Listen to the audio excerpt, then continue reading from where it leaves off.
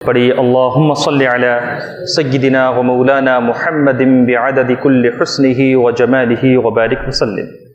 قرآن مجید میں اللہ رب العزت نے ارشاد فرمایا ہے قد افلح من زکاہا وقد خاب من دساہا، کہ جس شخص نے اپنے آپ کو، اپنے نفس کو گناہوں سے، عیبوں سے، خامیوں سے پاک کر لیا، وہ شخص کامیاب ہو گیا۔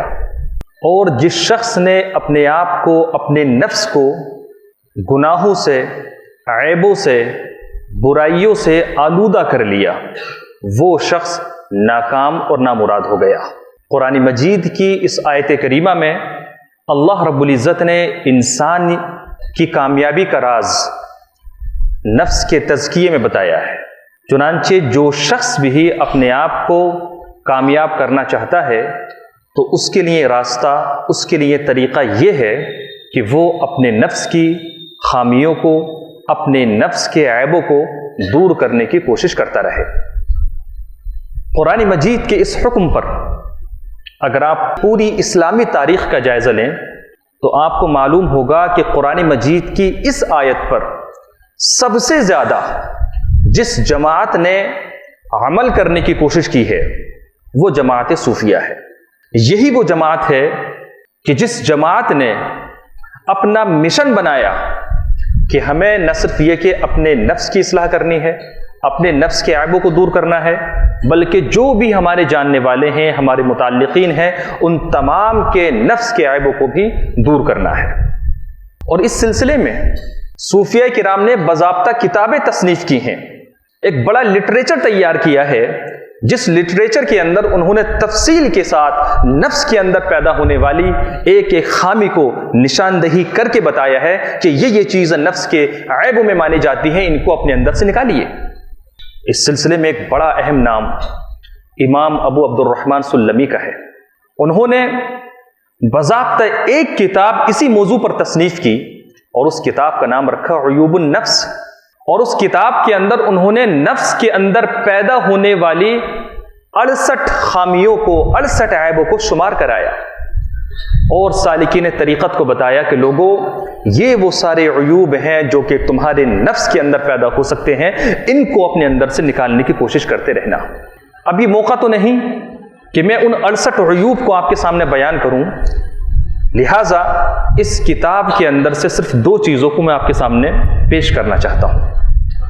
امام سلمی نے جب اپنی اس کتاب کا آغاز کیا تو اپنی کتاب کے اس آغاز میں سب سے پہلے جس عیب کی نشاندہی کی، نفس کی جس برائی کو آپ نے بتایا، وہ برائی یہ ہے کہ بسا اوقات انسان عبادت کر رہا ہوتا ہے، طاعت میں لگا ہوتا ہے، اور وہ یہ سمجھتا ہے کہ یہ سب کرنا میرے لیے کافی ہے اور میری اس سے نجات ہو جائے گی۔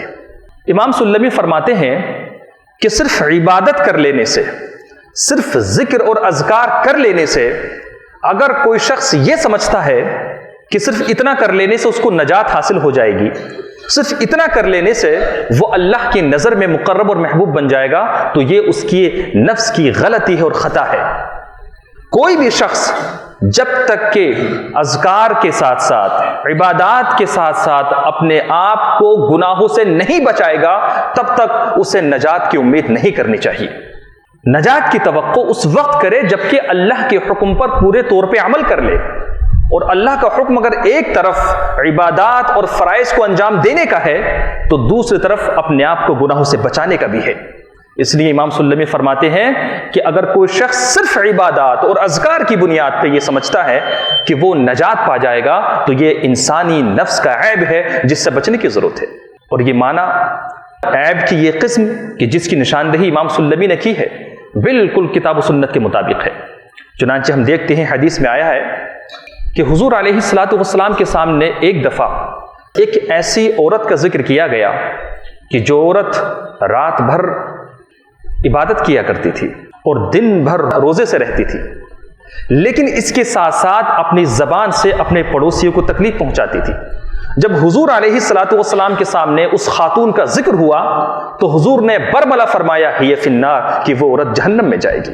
اب ذرا آپ غور کیجئے وہ رات بھر عبادت میں اپنے وقت کو گزار رہی ہے اور دن بھر روزے سے رہتی ہے، لیکن اس کے باوجود حضور علیہ الصلوۃ والسلام نے اس کے لیے فیصلہ کیا صادر فرمایا؟ حضور فرماتے ہیں ہی فی النار، وہ جہنم میں جائے گی۔ وجہ کیا تھی؟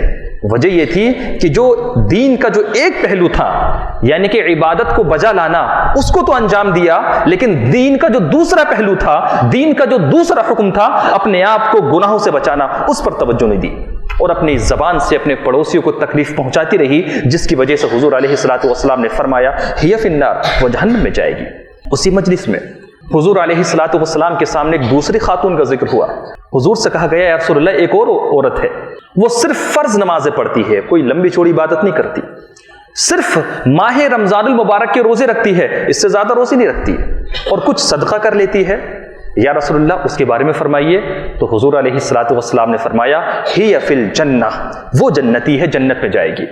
اب ذرا غور کیجئے، اس دوسری خاتون کے بارے میں حضور علیہ الصلوۃ والسلام نے کیوں فرمایا کہ وہ جنت میں جائے گی؟ اس لیے فرمایا کہ اس نے دین کے دونوں تقاضوں پر عمل کیا۔ اگر ایک طرف اس نے فرائض کو ادا کیا، نماز کو ادا کیا، روزوں کو رکھا، تو دوسری طرف جو گناہوں سے بچنے کا حکم تھا اس پر بھی عمل کیا، چنانچہ حضور علیہ الصلوۃ والسلام نے فرمایا کہ وہ جنت میں جائے گی۔ تو معلوم یہ ہوا کہ صرف جو ہے اذکار کر کے، عبادت کر کے کوئی شخص اگر یہ سمجھتا ہے کہ وہ جنت میں داخل ہو جائے گا تو وہ خطا پر ہے۔ حضور علیہ الصلوۃ والسلام کی یہ حدیث ہم سب کے لیے جو ہے عبرت کا نشان ہے، ہم سب کو اس سے نصیحت پکڑنی چاہیے۔ ایک اور حدیث میں حضور علیہ الصلوۃ والسلام نے فرمایا ایاکم والحسد، کہ لوگوں اپنے آپ کو حسد سے بچا کے رکھنا، اپنے آپ کو حسد سے بچا کے رکھنا، اس لیے کہ حسد نیکیوں کو اس طرح کھا جاتا ہے کہ جس طرح آگ لکڑیوں کو کھا جاتی ہے۔ تو اگر کوئی شخص نماز روزہ خوب کرتا ہو، لیکن اس کے ساتھ ساتھ اگر اس کے دل کے اندر کسی شخص کے لیے حسد موجود ہے، تو حضور علیہ الصلوۃ والسلام نے کیا فرمایا کہ ایسے شخص کے اعمال ضائع ہو جائیں گے، اس کے سینے میں پنپ رہا یہ حسد اس کے نیک اعمال کو ضائع اور برباد کر دے گا۔ اس حدیث کے اندر بھی حضور علیہ الصلوۃ والسلام دونوں پہلوؤں پر توجہ دلا رہے ہیں کہ ایک طرف تم نیکیاں کماؤ، عبادت میں مشغول رہو، ذکر و اذکار میں مشغول رہو، لیکن دوسری طرف اپنے آپ کو حسد جیسے عیب سے، گناہ سے پاک رکھو، تب جا کے تم کسی قابل ہو سکتے ہو۔ صرف عبادت کی بنیاد پر کامیاب نہیں ہو سکتے، ورنہ یہ جو نفس کی جو خامیاں ہیں، یہ جو نفس کی برائیاں ہیں، یہ جو گناہ ہیں، یہ گناہ تمہاری خوبیوں کو تباہ و برباد کر دیں گے۔ ایک بزرگ گزرے ہیں جن کا نام ہے حضرت صالح البری، وہ اپنی ایک محفل کے اندر واعظ کہہ رہے تھے۔ دوران واعظ انہوں نے کہا من ادمن قرع الباب یوشک ان یفتح له، وہ کہتے ہیں کہ اگر کوئی شخص اللہ کے دروازے کو کھٹکھٹاتا رہے تو امید کرنی چاہیے کہ اس کے لیے دروازہ کھول دیا جائے گا۔ کیا کہا کہ اگر کوئی شخص اللہ کے دروازے کو مسلسل کھٹکھٹاتا ہے تو اس کے بارے میں یہ امید کرنی چاہیے کہ اللہ رب العزت اس کے لیے دروازہ کھول دے گا۔ اتنے میں اس مجلس سے حضرت رابعہ عدویہ کا گزر ہوا۔ جب انہوں نے حضرت صالح البری کا یہ قول سنا تو آپ نے فرمایا الباب مفتوح وانت تفر من، کہ اللہ کا دروازہ تو کھلا ہوا ہے، تم اس دروازے سے بھاگ رہے ہو۔ ان کے کہنے کا مطلب یہ تھا کہ اللہ کا دروازہ تو کھلا ہوا ہے ہر اس شخص کے لیے جو کہ ایک طرف عبادت کر رہا ہو اور دوسری طرف گناہوں سے بچ رہا ہو، دروازہ بند اس کو نظر آتا ہے جو صرف عبادت کے ذریعے اللہ تک پہنچنا چاہتا ہے۔ صرف عبادتوں کے ذریعے اللہ تک نہیں پہنچا جا سکتا جب تک کہ عبادتوں کے ساتھ ساتھ گناہوں کو انسان نہ چھوڑ دے۔ تو حضرت رابعہ عدویہ نے بھی اسی مفہوم کی طرف توجہ دلائی کہ اگر کوئی شخص اللہ تک پہنچنا چاہتا ہے تو وہ یہ نہ سمجھے کہ اللہ کا دروازہ بند ہے، اللہ کا دروازہ تو کھلا ہوا ہے، لیکن اللہ کے دروازے میں داخل ہونے کا طریقہ درست ہونا چاہیے، اور طریقہ وہ یہی ہے کہ ایک طرف انسان کے پاس عبادتیں ہوں تو دوسری طرف اللہ رب العزت نے جن چیزوں سے منع کیا ہے، جن چیزوں کو گناہ قرار دیا ہے، ان سے بچتا ہو۔ جب یہ دو چیزیں لے کر کے انسان اللہ کے دروازے پہ حاضر ہوگا تو یقیناً اللہ کے دروازے کو کھلا ہوا پائے گا۔ امام غزالی نے اسی بات کو احیاء العلوم کے اندر ایک مقام پر فرمایا ہے کہ تم لوگ روحانیت کے باب میں کس طرح ترقی کر سکتے ہو، جبکہ تمہاری حالت یہ ہے کہ جب بھی تم کوئی نیک عمل کرتے ہو تو نیک عمل سے ایک نور پیدا ہوتا ہے، دل کے اندر ایک حلاوت پیدا ہوتی ہے، لیکن نیک عمل کرنے کے ساتھ ساتھ پھر گناہ ہو جاتا ہے. تو وہ جو نیک عمل کا نور دل کے اندر پیدا ہوا تھا، جیسے ہی گناہ سرزد ہوا تو وہ گناہ اس نور کو مٹا دیتا ہے. تو امام غزالی فرماتے ہیں کہ اگر تم روحانیت کے باب میں کسی بلند مقام تک پہنچنا چاہتے ہو تو اس کا یہ طریقہ نہیں ہو سکتا کہ ایک طرف نیک اعمال کرتے جاؤ اور دوسری طرف گناہ کرتے جاؤ. اس سے تو ہوگا یہ کہ ایک طرف نیک اعمال کا نور پیدا ہو رہا ہے اور دوسری طرف اسی نور کو مٹانے کے لیے گناہ کرتے چلے جا رہے ہو. بھلا اس سے ترقی کیسے ہو سکتی ہے؟ یہ تو بالکل وہی بات ہو گئی کہ کوئی شخص جو ہے کسی ٹوٹی ہوئی بالٹی کے اندر پانی بھرنے کی کوشش کرے تو پانی تو بالٹی کے اندر آتا رہے گا، لیکن بالٹی کے ٹوٹا ہوا ہونے کی وجہ سے وہ پانی مسلسل نیچے جاتا رہے گا. اس لیے درست طریقہ یہی ہے کہ ایک طرف ہم عبادت میں اپنے آپ کو لگائیں تو دوسری طرف اپنے آپ کو گناہوں سے باز رکھیں. جب یہ دونوں چیزیں جمع ہوں گی تب جا کر کے اللہ رب العزت سے ہمیں فضل کی امید کرنی چاہیے. تو امام ابو عبد الرحمن سلمی نے جو نفس کا سب سے پہلا عیب اپنی کتاب کے اندر بتایا، وہ عیب کیا ہے؟ وہ عیب یہ ہے کہ اگر کوئی شخص صرف عبادتوں کی بنیاد پر اگر یہ سمجھتا ہے کہ اس کو نجات مل جائے گی تو یہ اس کے نفس کا عیب ہے جسے دور ہونا چاہیے. صحیح فکر اور صحیح سوچ یہ ہے کہ ایک طرف عبادتیں ہوں تو دوسری طرف گناہوں سے بچنے کا مزاج بھی انسان کے اندر ہو. دوسرا عیب جو کہ امام سلمی نے اپنی کتاب کے اندر بیان فرمایا، وہ عیب ہے تعظیم کا فریب. آپ نے دیکھا ہوگا کہ دنیا کے اندر اگر کوئی شخص علم والا ہے تو بعض دفعہ علم کی بنیاد پر اس کی تعظیم کی جاتی ہے.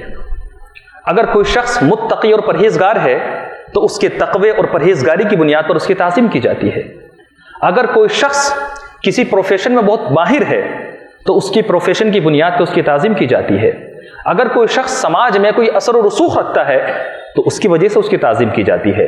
تو امام سلمی فرماتے ہیں کہ یہ جو دنیا کے اندر جتنے بھی اسباب ہو سکتے ہیں، اگر ان اسباب میں سے کسی بھی سبب کی بنیاد پر کسی شخص کی تعظیم کی جا رہی ہے تو اس کو یہ نہ سمجھنا چاہیے کہ لوگوں کی تعظیم کی وجہ سے وہ شخص اللہ کی نظر میں محبوب اور مقرب ہو گیا. کوئی شخص یہ نہ سمجھے کہ اگر لوگ میری تعظیم کر رہے ہیں، میرے ساتھ ادب اور احترام سے پیش آ رہے ہیں تو میں اللہ کی نظر میں مقرب، محبوب اور اس کے ولیوں میں شامل ہو گیا. اگر کوئی شخص یہ سمجھتا ہے تو وہ اپنے نفس کی ایک خامی میں مبتلا ہے. حضرت عمر رضی اللہ تعالی عنہ حضور علیہ الصلوۃ والسلام کے اجل صحابہ میں ان کا شمار ہوتا ہے. حضرت ابوبکر صدیق کے بعد منصب خلافت آپ کو عطا کیا گیا. ان کی تعظیم و تکریم کا کیا کہنا، لیکن وہ یہ کہتے ہیں کہ اگر آسمان سے یہ آواز آئے کہ تمام لوگوں کو بخش دیا گیا سوائے ایک شخص کے تو میں یہ سمجھوں گا کہ وہ شخص میں ہی ہوں. یعنی کہ تعظیم و تکریم اپنی جگہ، لوگوں کا احترام اپنی جگہ، لوگوں کا عزت کے ساتھ پیش آنا اپنی جگہ، لیکن جہاں تک اپنے نفس کی بات ہے تو وہ اتنی بڑی بات کہہ رہے ہیں کہ اگر آسمان سے یہ اعلان کر دیا جائے کہ سب کو بخش دیا گیا سوائے ایک شخص کے تو میں یہ سمجھوں گا کہ جس شخص کو نہیں بخشا گیا وہ میں ہی ہوں. اس قدر اللہ کا خوف ان کے سینے کے اندر موجود تھا. بخاری شریف کی ایک روایت ہے، ایک تابعی ہیں ابن ابی ملیکہ، وہ کہتے ہیں کہ میں نے حضور علیہ الصلوۃ والسلام کے 30 صحابہ سے ملاقات کی. کتنے؟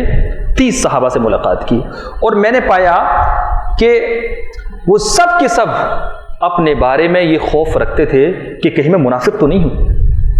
اپنے اوپر نفاق سے ڈرتے تھے. کون؟ حضور علیہ الصلوۃ والسلام کے 30 صحابہ.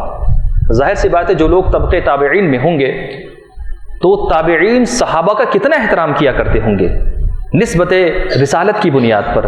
بڑا ادب ان کا رہا ہوگا، بڑا احترام ان کا رہا ہوگا، لیکن اس ادب اور اس احترام نے کبھی بھی ان کو اللہ کے خوف سے بے نیاز نہیں کیا. اور صورتحال یہ تھی کہ اپنے اوپر نفاق سے ڈرا کرتے تھے. لہٰذا کوئی بھی شخص اگر سماج کے اندر کسی بھی حیثیت سے تعظیم پاتا ہے، کسی بھی حیثیت سے تکریم پاتا ہے تو وہ یہ نہ سمجھے کہ میں اس تعظیم اور تکریم کی بنیاد پر کسی مقام پر پہنچ گیا ہوں. حضور داعی اسلام اکثر و بیشتر ایک بڑی پیاری مثال دیا کرتے ہیں. کہتے ہیں کہ خانہ کعبہ کے اندر جو حجر اسود لگا ہوا ہے اس کی تعظیم کا کیا کہنا، اس کی تکریم کا کیا کہنا.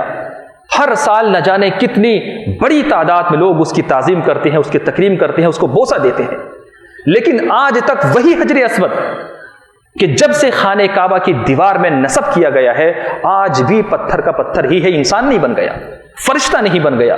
لوگوں کی تعظیم نے، لوگوں کی تکریم نے اس کو مقام پتھر سے اٹھا کر کے مقام انسانیت تک نہیں پہنچا دیا۔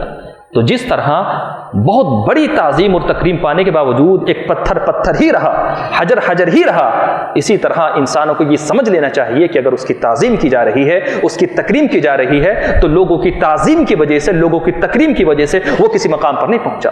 اگر مقام پر پہنچنا ہے تو یہ اللہ کا خوف ہے، اللہ کی خشیت ہے، اللہ کے دین پر عمل ہے، انسان کا ایمان ہے، اس کا عمل ہے، اس کے اخلاق ہیں، اس کے اقوال ہیں، جو کہ انسان کو کسی مقام پر پہنچاتے ہیں۔ کسی دوسرے انسان کے تعظیم کرنے کا اثر آخرکار مجھ پہ کیا مرتب ہو گیا؟ کسی نے دست بوسی کر لی، کسی نے احترام اور اکرام کے ساتھ کسی مجلس میں بٹھا دیا، تو اس کا مجھ پر کیا اثر پڑ گیا؟ مجھ پر اگر کسی چیز کا اثر مرتب ہوگا تو وہ میرے اعمال ہیں، میرا اپنا ایمان ہے۔ اگر میں اس کو ترقی دوں گا تو اللہ کی نظر میں کچھ مقام حاصل ہوگا، اگر میرے اعمال بہتر ہوں گے تو اللہ کی نظر میں مجھے کچھ مقام حاصل ہوگا، اگر میرے احوال بہتر ہوں گے تو مجھے اللہ کی نظر میں کچھ مقام حاصل ہوگا۔ کسی دوسرے انسان کی تعظیم کرنے کا اثر ہرگز ہرگز میرے اوپر کچھ مرتب نہیں ہوگا۔ تو امام صلی اللہ علیہ وسلم فرماتے ہیں کہ یہ تعظیم کا فریب ہے۔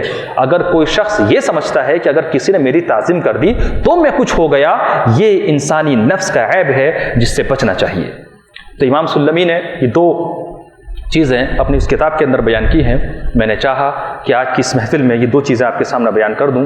اللہ کریم کی بارگاہ میں دعا ہے کہ مولا تعالیٰ سب سے پہلے مجھے ان باتوں پر عمل کرنے کی توفیق عطا فرمائے، اور اس کے ساتھ آپ سب کو بھی ان باتوں پر عمل کی توفیق عطا فرمائے۔ وآخر دعوانا ان الحمد للہ رب العالمین۔ السلام علیکم۔